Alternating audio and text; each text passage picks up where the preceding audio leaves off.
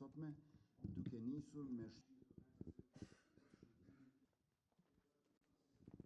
të ndoj shqetësimin dhe brengën e njëjtë me gjithë ju këtu të pranishëm dhe bashkëqytetarët tonë në lidhje me 4 vrasjet e regjistruara në 3 ditët e fundit.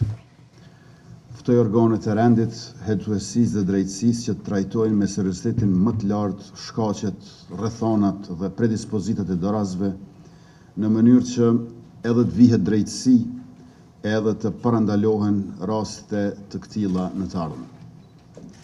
Vrasja është akti më i rëndë që mund t'ja bëjë njeriu njeriut, ajo asnjëherë nuk guxon të normalizohet. Vrasja është jo vetëm vrasje e njeriut, por edhe e shoqërisë në të cilën ai njeri bënte pjesë, pra shoqërisë sonë. Gjithë vendi është tronditur e është lënduar nga kjo seri e vrasjeve që duhet të ndalohet, të ndalet, të dënohet. Na duhet natyrisht analizë kujdesshme profesionale, veprim i menjëhershëm institucional dhe reflektim shoqëror që adreson dhunën që kemi parë në këto ditët e fundit. Kjo është thirrje për të gjithë ne, për secilin prej nesh.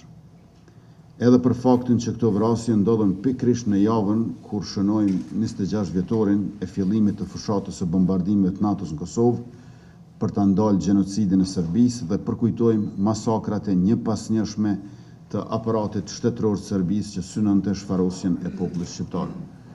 Bashkë me kolegë nga kjo mbledhje unë do të vazhdoj për Krusht Madhe e Krusht Vogël. Në emrin tim dhe të qeverisë shpreh ngushëllimet më të sinqerta familjeve të viktimave dhe u qëndrojmë pranë në këto ditë të vështira, teksa ritheksojmë kërkesën për angazhim maksimal të organeve të rendit dhe të drejtësisë.